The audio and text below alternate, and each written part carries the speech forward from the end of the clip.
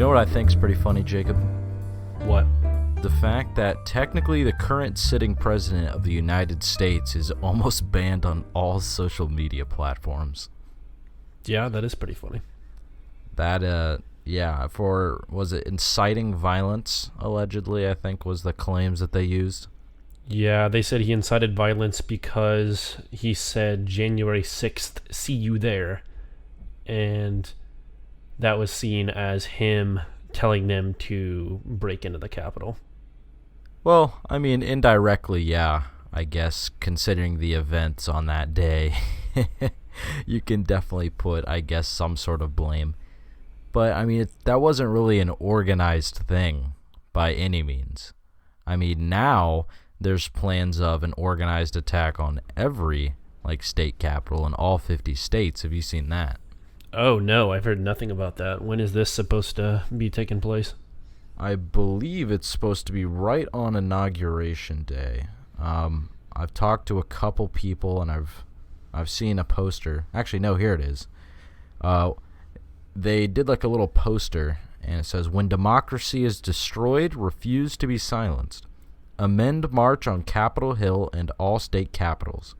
January 17th, 2021 at 12 p.m. And Washington Memorial to the White House." Wow. So that means that there's going to be a sort of direct, I wouldn't say attack unless we see exactly what we saw. It sounds more like it's going to be a protest, not necessarily an attack. Well, the thing is, though, what happened last week was supposed to be a protest, right? And then it ended up being whatever the hell happened. And, I mean, you got to think, this is more organized. This isn't just, Capitol Hill. This is allegedly going to be in every capital.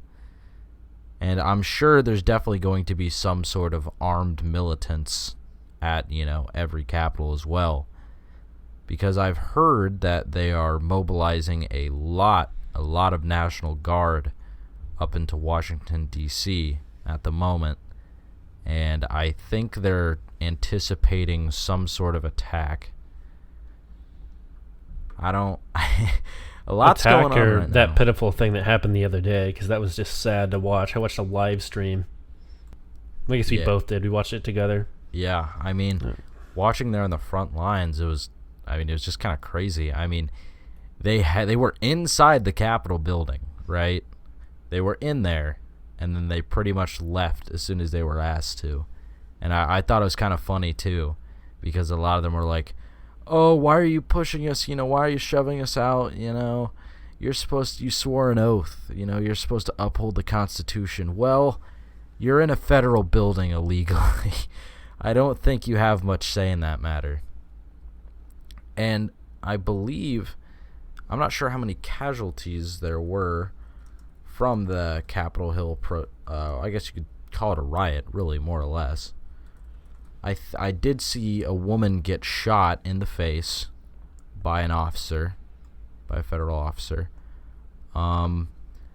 Here's one that I'm seeing. Officer dies by suicide after responding to pro-Trump riot. Wow. Died since initially announced as off-duty death by the U.S. Capitol Police on Sunday morning. Multiple news outlets said that former police chief Terence Gainer died by suicide on this past Saturday. Jesus. Wow. They called it a line-of-duty casualty. Huh.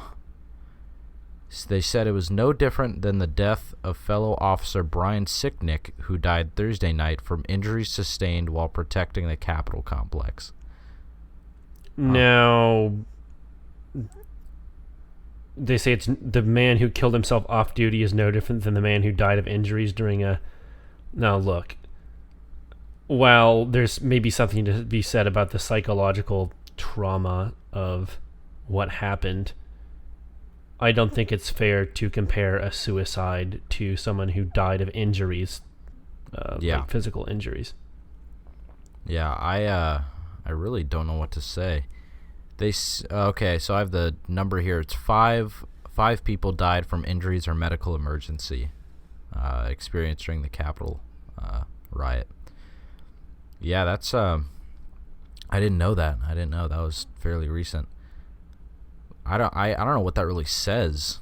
Having an officer commit suicide from that. What does that mean? Is it just They said he was the chief, right? Former police chief Terence Gainer. Yeah. My guess is he probably happened because he was feeling guilty about people getting into the Capitol. Oh, wait, no, here it is. Former police chief Terence Gainer and a police report confirmed that Howard Liebengood. Sorry. Oh, okay, so it's not the police chief. No, my apologies. He was assigned to the state division there. Huh. Yeah, that's kind of weird. I don't really know what would have been going through his head there. I mean, it's not exactly a great start to the year. I mean, having such high amounts of social unrest. I wish that there was a bit more information, because I'm trying to understand if this was, just maybe he felt hopeless. Maybe he thought more was about to ensue. I mean, there was a lot that happened there. I mean, it could have been a lot worse. I'll say that much. I thought there would have been at least a few more bullets flying than what really happened. And to my knowledge, there weren't really any bullets. I mean, I don't know about the lady that got shot in the face, if that was an actual lead round or not. Yeah. But most of what I saw being flung around was pepper balls, gas, smoke, and rubber bullets. Yeah. No, it was an actual bullet.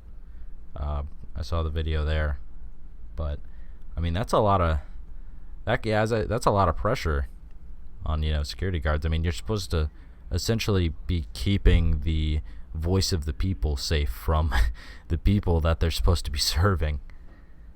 I mean, I thought there was going to be a lot more happening. As I said, maybe it got burnt down. Maybe senators were going to die, more officers. I mean, I thought it was inevitable at that point, but the police definitely handled it, I guess, better than they could have.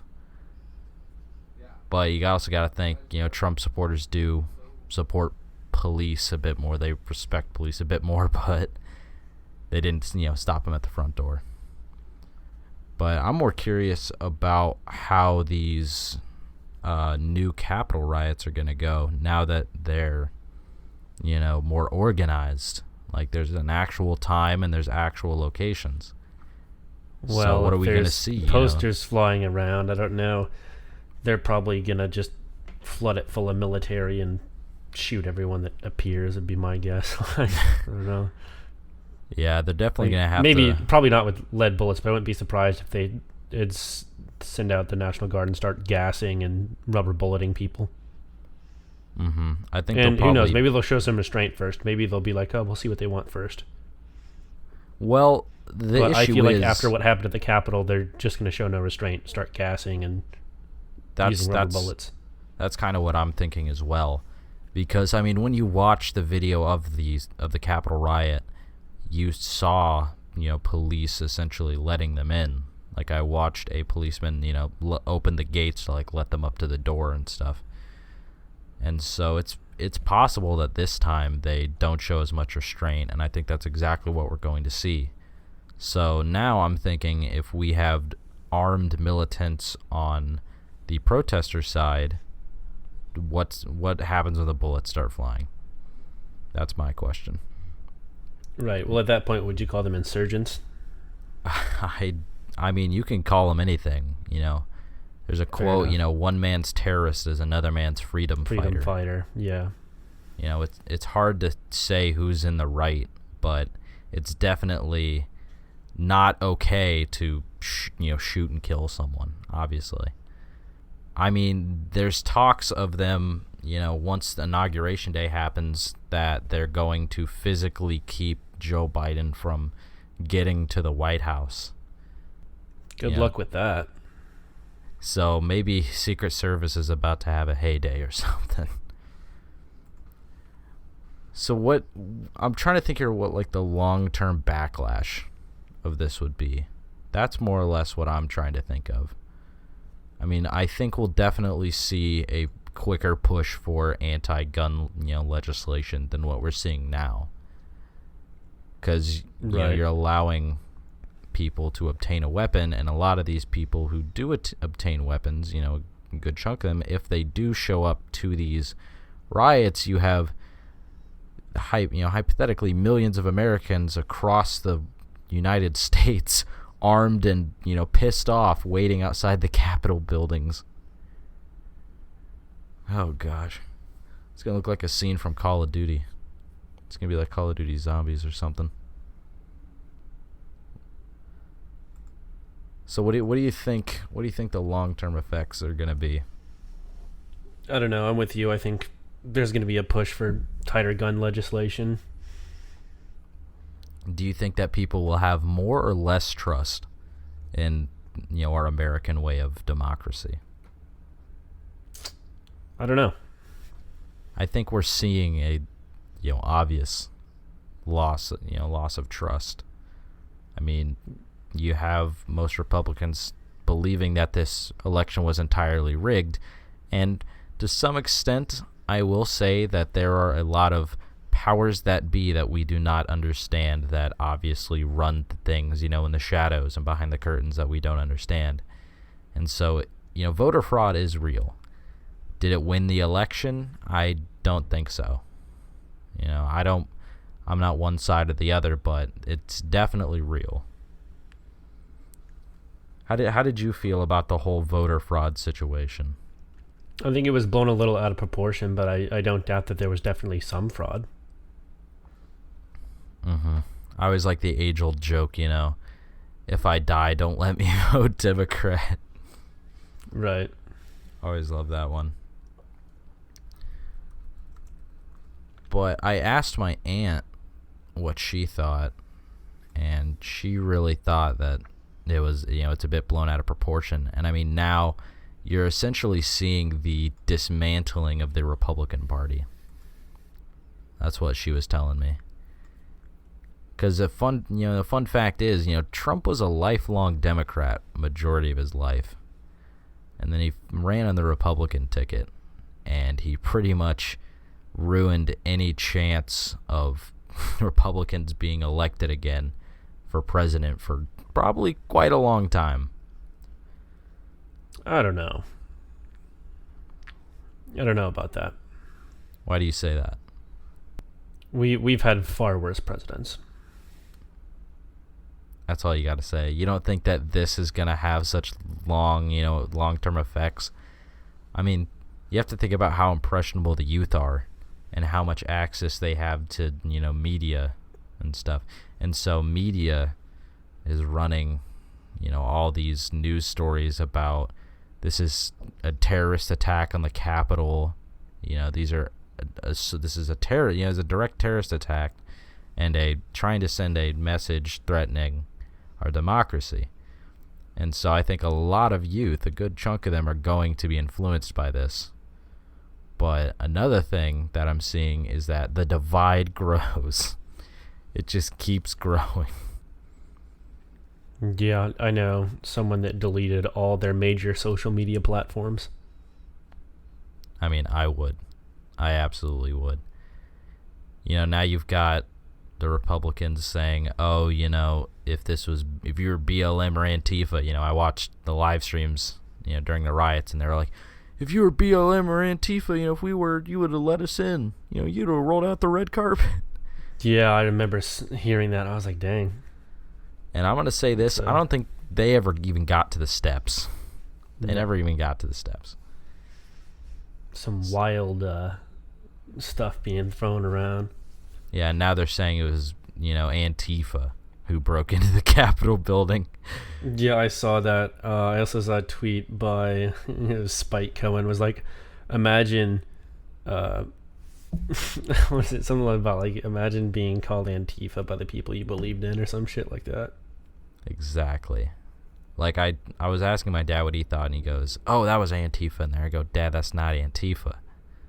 That's literally, That's Trump supporters. That is them. And now, I will say, I think there might have been some movement from Antifa that day, but I don't think they were at the Capitol. There was mention of pretty identical pipe bombs at both like Republican sites and Democratic sites. So I think that some other player was there, but those bombs were taken care of by Capitol Police. So there wasn't an issue there. Yeah, thankfully. I remember it was a Bloomberg Reports, actually. There's a guy following Twitter, and he said, he reported that a unknown explosion was heard in downtown DC, but nothing developed there. Yeah, I heard you mention that. I tried to look into it and never found anything. There's just nothing. I mean, as I said, there's always powers working in the background, behind the curtain. So I don't know what in God's name that could have been, but obviously they didn't want to report about it. There was obviously the entire nation was focused on people literally in the Capitol building. Did you see that one guy stole AOC's shoes? I did not see that. Yeah. It looked like somebody stole the speaker's podium, though. I saw something on Twitter, maybe, that there was an eBay listing. I think I saw that too. For like $12,000 or something like that. Yeah, I think that is definitely fake, though. But I hope. Oh, probably. But in a way, I kind of hope it's true. Can you imagine the person that gets a hold of that? Just be like, yep. Got a piece of history right here. It's a mix. No one knows if it's true or no one knows if it's false. But he listed it for quite a bit. Yeah, he listed it for quite a bit. I think he listed it for $99,900. And I think he said somewhere along the lines it was slightly used. No, that's quite a bit more than I thought it was. I mean, slightly used. I mean, that's definitely jail time, stealing something from the Capitol building. That's federal property right there. I thought it was kind of funny, all the memes that came out of it. Someone goes, oh, it's just me chilling, behind Nancy Pelosi's desk. I'm going to try and speedrun Minecraft before the feds show up. Yeah, I saw that one. That'd be a new challenge. Maybe a monthly insurrection should happen on Capitol buildings of people trying to speedrun Minecraft. One thing that I thought was funny, though, while this was happening, I was watching the stock market, right? I was watching the S&P 500. And right when, they started to get inside the building, the S&P 500 and most stock market indexes just stayed green. They stayed positive on the day. I was like, are you shitting me? I was like, there's literally people inside of the Capitol building where possibly there could be a massive massacre on their hands. This could have been some sort of Tiananmen Square or some other form of a massacre, another reference. They could burn this shit down and it would only get worse. And then the market stayed green. And you know what I've learned, Jacob? What? I've learned that stocks only go up. That's all I've learned. No matter what. COVID-19, boom, stocks go up. Possible, massive political insurrection and maybe a form of civil war, stocks only go up. But this is also backed by the trillions of dollars that the feds have been, printing. It's ridiculous. I think we've printed roughly 20% of all, physical money that is out in fluctuation, this year. Out in circulation this year. Dang. That is ridiculous. And they also buy roughly $120 billion in corporate bonds, I believe. The corporations definitely need the money. They absolutely need the money. It's whatever. All right, Jacob, anything you want to say before we sign off? This has got to be a fairly short episode. I got homework to do. I don't know. Watch out for the riots, I guess. If they're coming, if you live in a state capital. There Find you a go. live stream. Grab some popcorn.